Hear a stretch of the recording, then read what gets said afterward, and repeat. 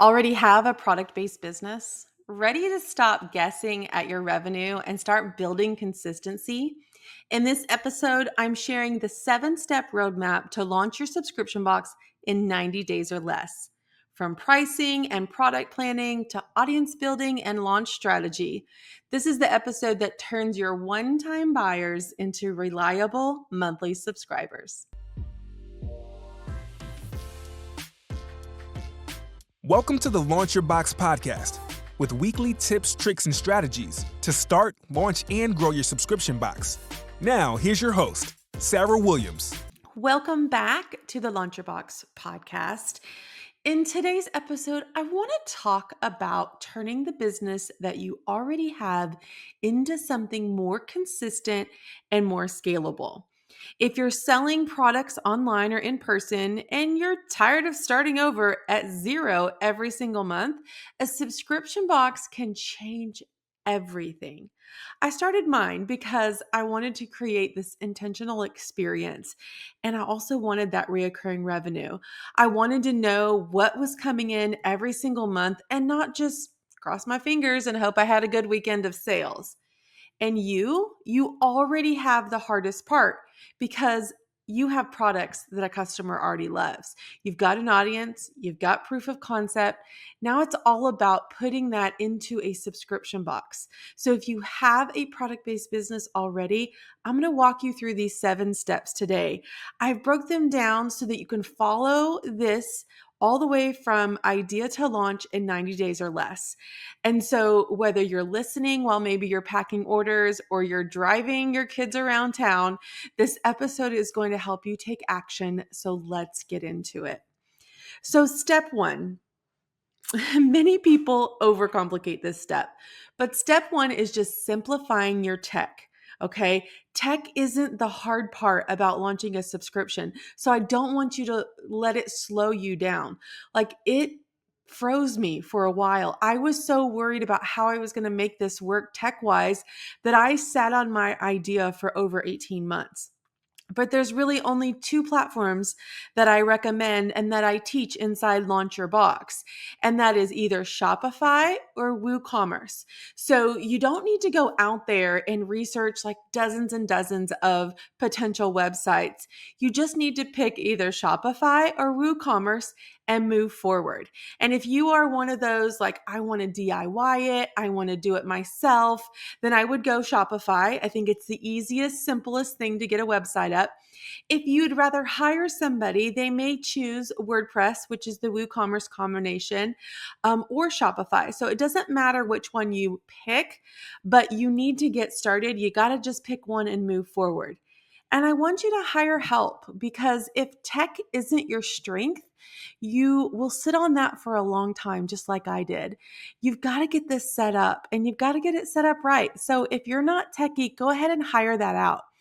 I had a WordPress site for my business. And basically all it was my store location, my store hours, how you could contact us, and it was just very much like a Google listing. It was like a Google shop listing where you could find a place of business in your town.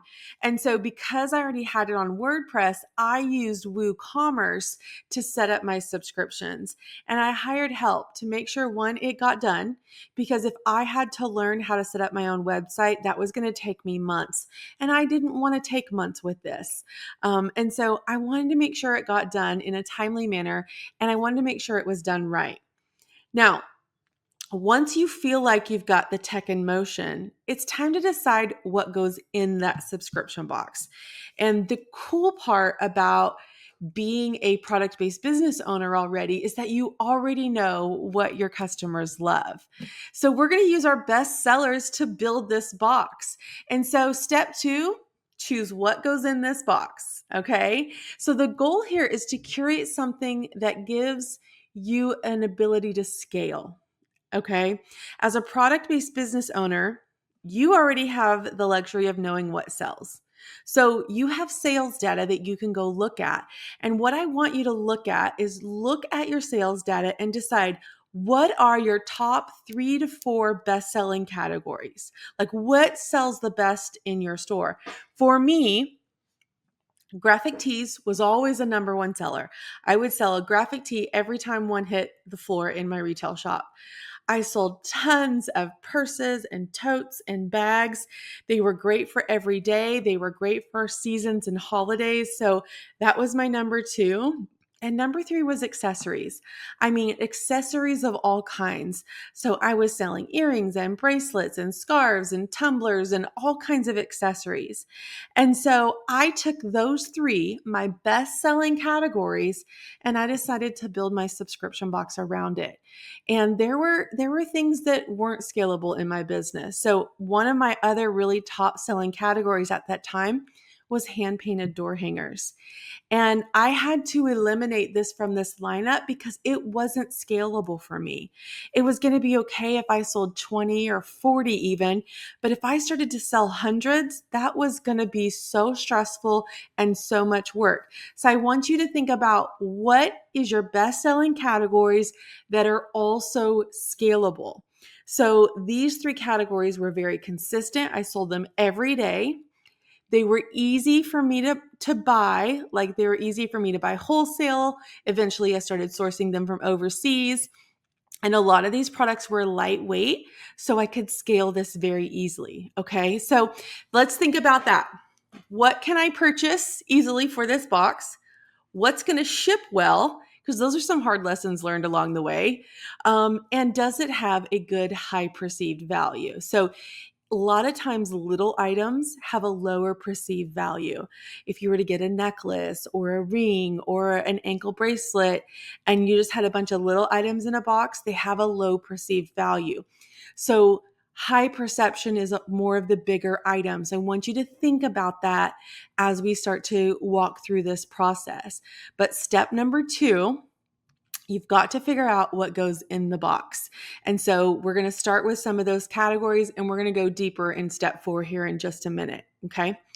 But now that you have some idea about the types of product based on your best sellers, the next decision, and this is important, is how to price it. And you really need to do this before you start shopping for products. That's why I didn't go deeper into planning this out, because we need to figure out the pricing so that it makes sense when we start to plan out what goes in these boxes. Because pricing sets the tone for the entire subscription, and we can build it around data that we already know. Step number 3, price it before you plan it. Okay, so we're not going to curate the box and then decide that we're going to put a price on it, because what happens is we're going to list all these things that we want to put in the box, and then we're going to say, well, I have to price this at $200 if I'm going to put all these things in there. That doesn't make sense. And so this is where price comes important. It comes before the products that you put in here. So we're going to price it first and then we're going to plan it out.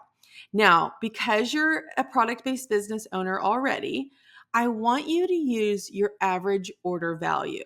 It's called AOV in our world, and we're going to use that as a baseline for selecting our products, curating our boxes. When I started my subscription box, my AOV was $41. That meant on average, the people walking into my retail store and making purchases, they spent about $40 at the time. And you have to also remember this was 2015, 16. So we're talking over a decade ago. And things were priced a little differently than they are today. We've had a lot of inflation since then. My average order value is now closer to $60. So you can kind of see where that went in. But I started with my average order value. So I priced my box at $40.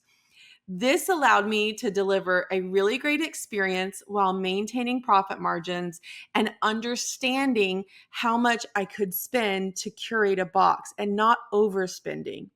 I really focused on that perceived value of things. So perceived value meant kind of bigger, substantial items, coordinating those items, coordinating themes, packaging, not a bunch of high cost products. So when you look at perceived value, there's a lot of things that we can do that don't have to cost us a lot of money.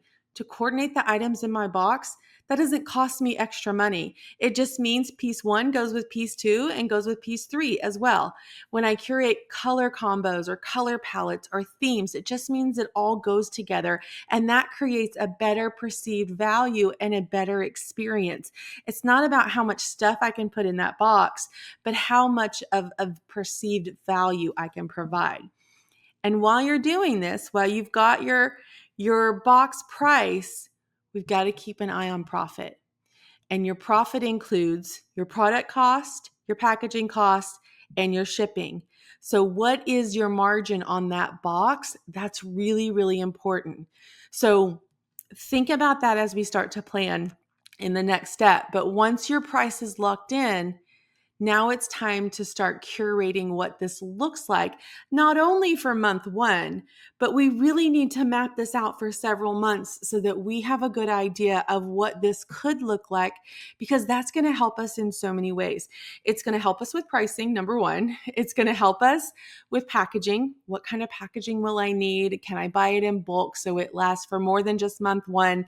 These are some things that are really important. So knowing this price value is going to help us as we map out the boxes. And you have another advantage as a product-based business owner already. You actually know what stuff costs.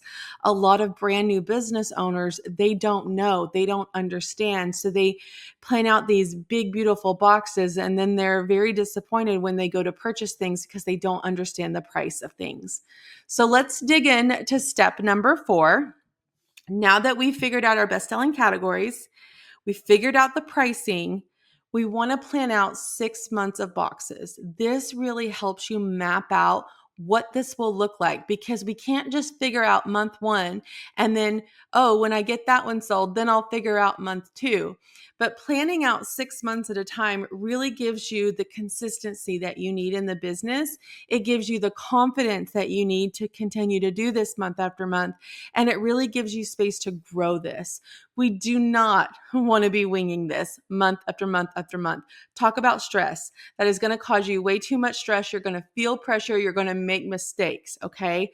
So when we do 6 months of planning, we're going to plan rough themes and product, seasonality or color palettes for 6 upcoming boxes.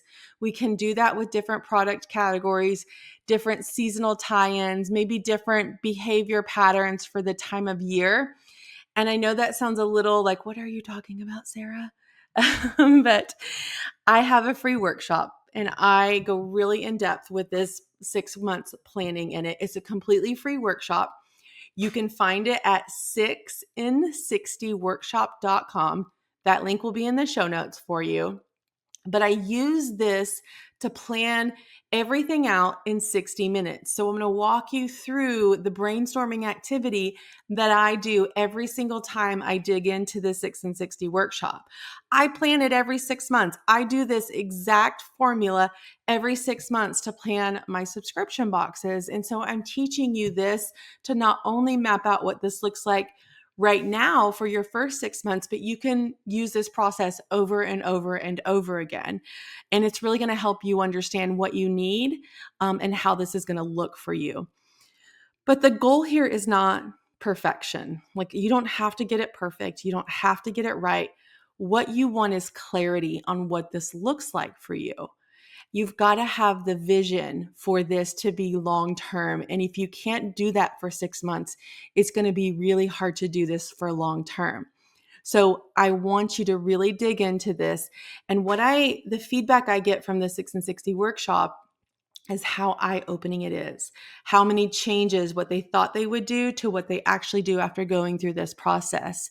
So 6in60workshop.com. Completely free. Go take it and let's knock step 4 off of your list. But don't forget to do step 1, 2, and 3 first, because that's how people get it wrong. They plan without figuring out their pricing. Okay. Now, step number 5. There's a little bit of accountability here with step number 5, but you've got to choose and commit to your launch date. Okay, you've got to put your launch date on the calendar, because this is what turns that idea that you've been swirling around in your brain night after night, week after week into action. This is the turning point for this 90-day timeline. You should be at step 5 around day 30, if not after the first week. Like, you can knock out steps 1 through 4 really quickly if you're excited about it and set some time for it. Okay. But I need you to get a launch date. Some people say, oh, I'll launch this summer. Oh, I'll launch in the fall. Oh, I'll launch sometime next year. And because they actually don't put a date behind it, it never happens. It always gets pushed out. There's always something else to do in your business that is more pressing and more important in that day. And we have to commit to this. We have to hold ourselves accountable because it's so doable. And just imagine this, okay? If you're listening to me right now, close your eyes. And I want you to think about 90 days from right now. You're running your product-based business. You focused on one-time sales. You got customers coming in and out of your store, or maybe you have an online shop and you're waiting for that next beep on your website to say you got an order. What if 90 days from now, you launch your subscription and you get 10 subscribers or 30 subscribers or 100 subscribers, and you have 100 payments hitting that online shop in one day? And you know you don't have to scramble around your shop packing 100 different orders, but you literally line up the boxes and you pack the same box 100 times. And it's so efficient and it's so much better. And then you know what happens again at 120 days? Those 100 payments hit again. Like, that is possible. That is possible for anybody listening right now. So let's pick a date. Let's pick that launch date and give yourself a runway to prep and build momentum to this launch. Picking a 90-day launch date helps you finalize some tech. It helps you figure out what product you need and order it. It helps you build a wait list. It helps you schedule all of the marketing activities that you want to put around this. And also, by picking that date and sharing it with your audience, it's going to give you accountability. And it's something that I didn't realize how powerful was when I first launched our membership, Launch Your Box. I'd picked a date in the fall, and my date was February something. I don't even remember what it was.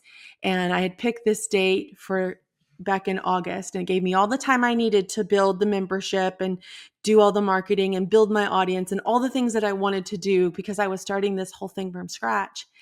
And then what happened was, my mom was hospitalized for several months, and me and my siblings were trading off nights at the hospital, and it just became very overwhelming. And it was fourth quarter in my retail business, and there was a lot happening, and the dust settles about mid-January. And I'm like, oh my gosh, I have to launch this thing in 3 weeks. I'm not ready. I'll push it back. And then here comes a message. I'm so excited for February for Launch Your Box. And I'm like, oh my goodness. I put this out there in the world. I have to just launch it. I'll just launch it. There's a few people that will want to join. I just have to get it out there.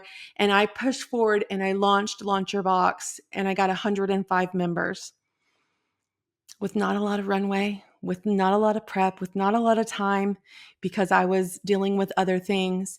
But had I not had that accountability of sharing it with other people, I would never have had those first 105 members.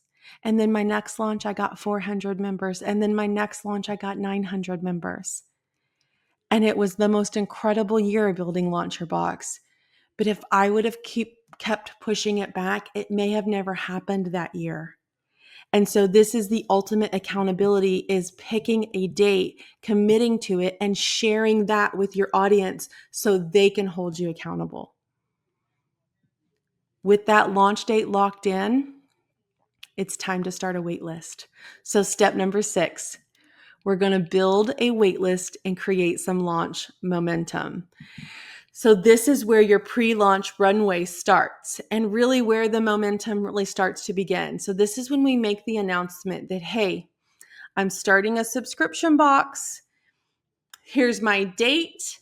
And if you're interested, I want you to get on my wait list. So we're going to create an email list for people who's interested in the subscription box. We need to collect the people. We need to collect them, the people that say they're the most interested. And if they're giving you their email, they are the most interested. So we want to collect them on an email list because that will be our warmest, hottest list for launch. So to create a waitlist page, all you need on there is just a landing page on your website. We need to know who this is for, what's inside your box, why I should buy it, and a way for me to give you my email address. And then what we need to do with that waitlist, we don't just leave it alone until we launch. We've got to nurture that waitlist. We have to warm up that waitlist. So you can't just collect the emails and then wait till your launch date and say, okay, it's here. We have to help them know, like, and trust us. We have to make them excited. We have to create that hype around what's about to happen. And so I want you to send them a weekly email. Maybe it's behind the scenes of product planning or prepping for your first box. Maybe give them some sneak peeks of the first few boxes.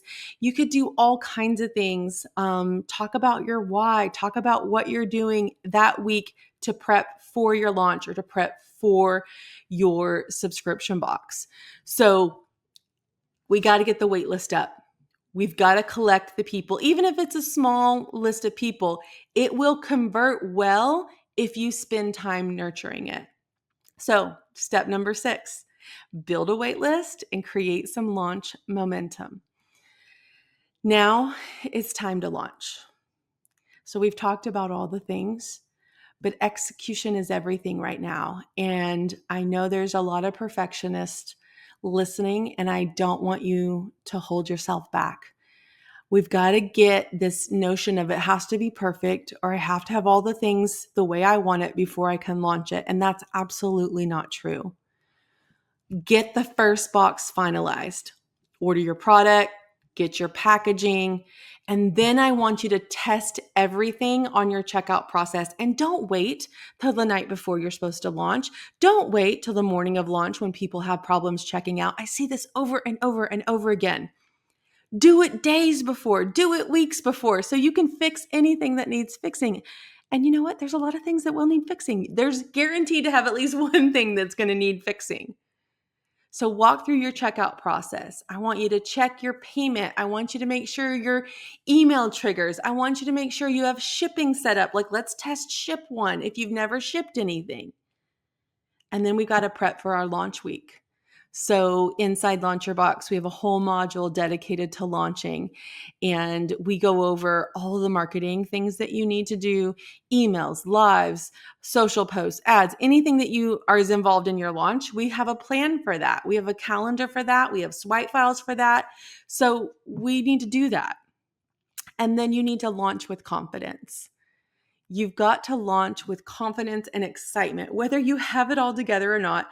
And by the way, we most definitely don't have it all together. Okay. You're going to learn as you go. When I launched my first subscription box, you heard me say that I wasn't even selling anything online. This was the first thing that I sold online. And so I had my retail customers, but I wasn't sure how this was going to land. I literally had a brown box, and I used a rubber stamp to stamp my logo on the outside. And I was so proud of that little stamp and that little box. And I just needed to get it out there. It wasn't perfect. It wasn't the way that I really wanted it, but it was the way that I needed to learn. I launched that box hoping for 50 subscribers. I got 44, and I was so over the moon with 44. By month 3, I had 100 subscribers, and I upgraded my packaging after I hit that was my incentive, right? Once I get to 100 subscribers, I'm going to get some custom packaging. Until then, I used the brown box with a stamp. And I was able to continue to grow. It went from 100 to 150 to 250 to 600 and then to thousands. And I only grew because I actually launched. I didn't grow because it was perfect. I grew because I put it out there and I kept making the experience better and better as I went. You just heard like the full 7-step roadmap to getting that subscription launched in 90 days or less. And I want you to use it as encouragement and also accountability. That if you've been thinking about launching, like this is your sign. You're listening to this for a reason right now. You don't have to do everything today. Start with step 1 and work your way through step 7. You already have a product-based business. You already know your customers. Now it's time to turn that business into a subscription they will love and one that brings you consistent, reliable revenue month after month. You've got the plan. Now let's go launch the dang thing.